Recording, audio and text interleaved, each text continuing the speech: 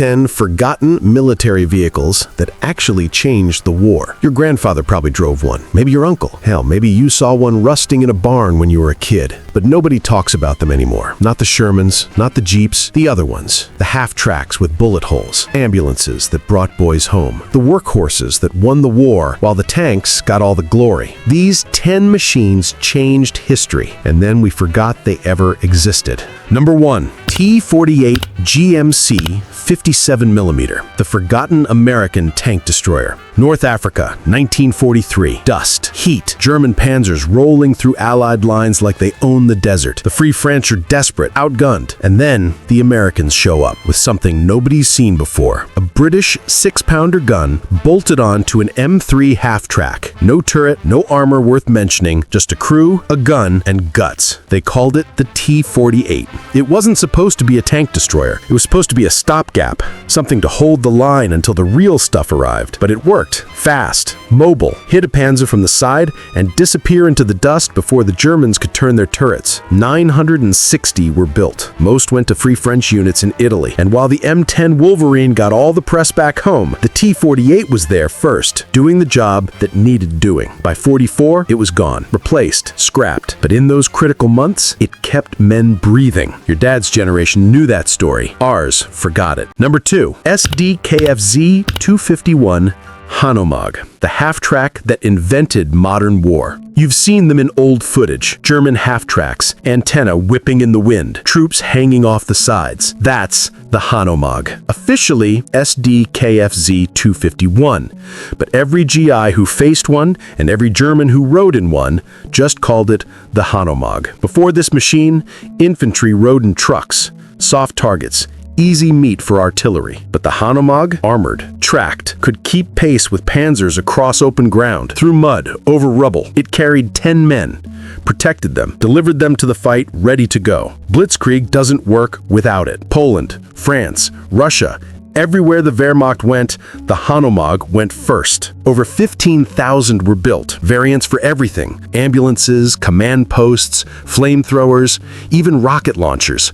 The Stuka zu Fuß, walking Stuka. After the war, farmers in Europe used them to plow fields. Some are still around, rusting in French barns. And every modern infantry carrier, Bradley, BMP, Warrior, they all owe their bloodline to this German half-track. Back then, vehicles were tools, not status symbols. CMP Field Artillery Tractor, Canada's unsung workhorse. Here's a number most people don't know: 850,000. That's how many trucks Canada built during World War II. Not tanks, not planes, trucks. And one of the most important, the CMP Field Artillery Tractor. No chrome, no creature comforts, just a flat 6-engine, a towing hitch, and a bed that could haul anything. The British Commonwealth didn't have Ford and Chevy. They had Windsor, Ontario, Canada, and Canadian factories worked 24-hour shifts turning out these CMPs. North Africa, Italy, Burma, everywhere the British and Commonwealth forces fought, CMPs were there. They towed 25-pounder field guns, carried wounded on stretchers welded to the cargo bed, delivered rations when the rail lines were bombed. After the war, farmers bought them surplus, drove them another 30 years because they were built to last, not to impress. You won't find them in museums, won't see them in movies, but without them, the artillery doesn't move, the wounded don't get evacuated, and the war, well, it takes a lot longer. Back then, vehicles were tools, not status symbols. Number 4, M29 Weasel, the little tracked thing that could. Ardennes Forest, December 1944. Snow piled high, jeeps frozen, trucks stuck,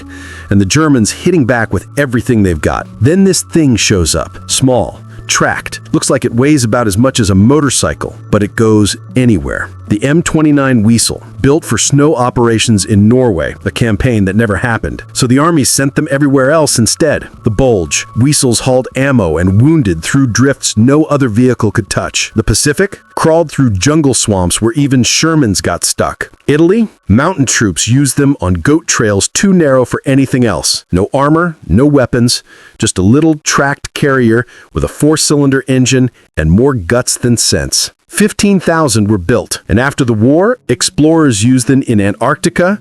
One even made it to the North Pole. Most veterans didn't know its name. They just knew it showed up when everything else quit. Cold steel, simple mechanics, built to work.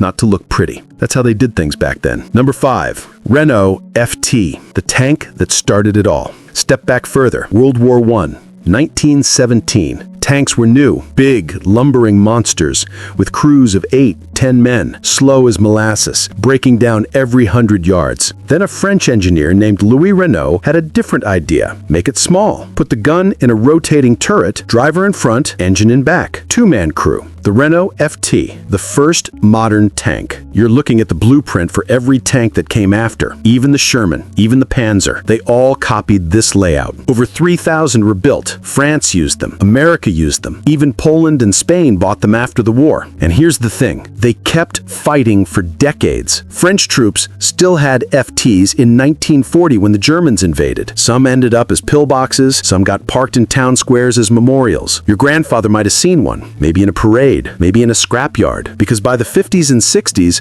they were ghosts, forgotten by everyone except the old men who'd crewed them. But without the Renault FT, tank warfare doesn't evolve the way it did. Simple as that. Number 6, N-22 Locust, the airborne tank that never got its moment. Now here's a weird one. The Army has an idea. What if we could drop a tank from a plane? Enter the M22 Locust, a light tank, tiny, barely 8 tons, designed to fit inside a glider and land behind enemy lines with paratroopers. Sounded great on paper. In reality, disasters. The gliders couldn't carry the weight reliably, the tanks were too light to fight real armor, and by the time they worked out the kinks, the war was almost over. Only 830 were built. The British took a few, used them exactly once during Operation Varsity, the Rhine crossing in 1945, and then scrap heap. But here's why it matters. The idea stuck. Post-war, the Soviets, the Americans, the British, everyone kept working on air-deployable armor, and that led to the vehicles we use today. The M22 didn't win battles, but it proved something could be done. Sometimes, that's enough. Your generation remembers when trying something new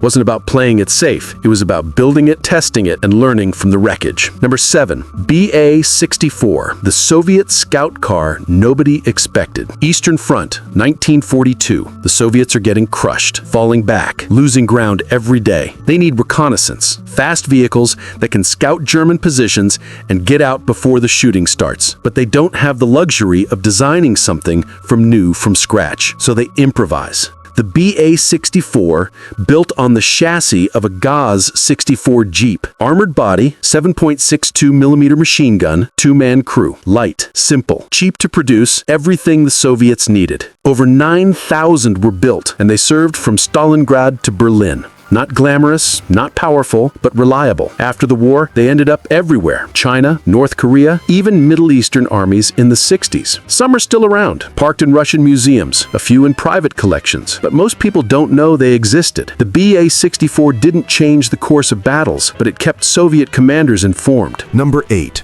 Stridsvagn M42, Sweden's recycled tank. Sweden stayed neutral in World War II. But neutral doesn't mean unprepared. They needed tanks, but they couldn't buy from Germany or the Allies, so they built their own, the Stridsvagn M42, a medium tank, nothing fancy.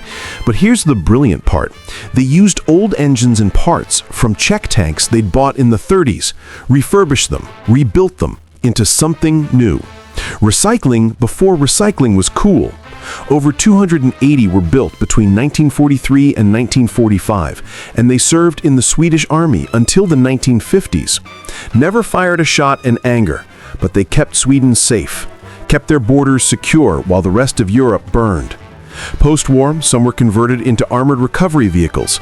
Others ended up as museum pieces. But the lesson? You don't need the fanciest equipment. You need what works. Your generation understands that. Make do, fix it, keep it running. The Swedes built a tank out of spare parts and determination, and it did the job. Number 9, Type 4 Ka-2, Japan's desperate amphibious gamble.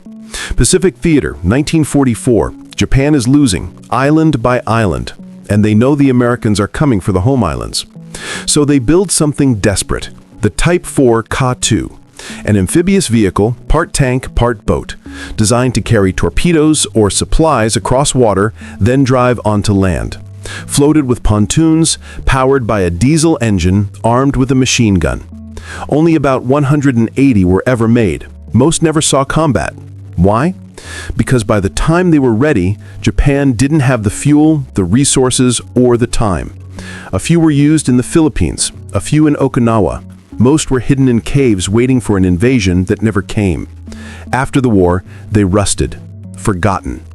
But they tell a story about a nation fighting with everything it had left, even when it knew the end was coming. Your generation respects that kind of grit, even from an enemy. Number 10. Dodge WC-54 ambulance, the vehicle that brought them home. Last one, and maybe the most important.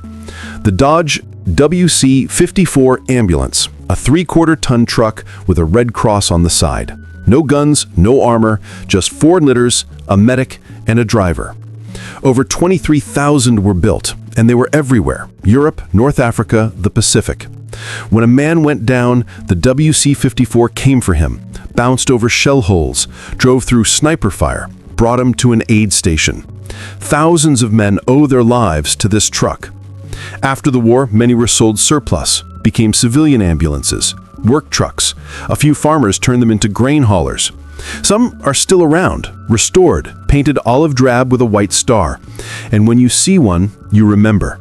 That was the truck that brought your uncle back, or your neighbor, or the man who never talked about the war but still woke up screaming in the 70s.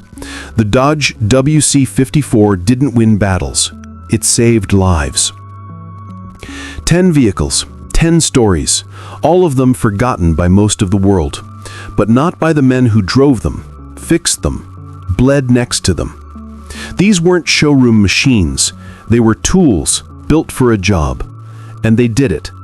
That's the difference between then and now. Back then, vehicles had purpose. They had soul. If this brought back a memory, maybe something your grandfather told you or something you saw in an old photograph, leave a comment. I'd love to hear it, because these stories, they deserve to be remembered. We'll be back with more. The ones history forgot, the ones that mattered.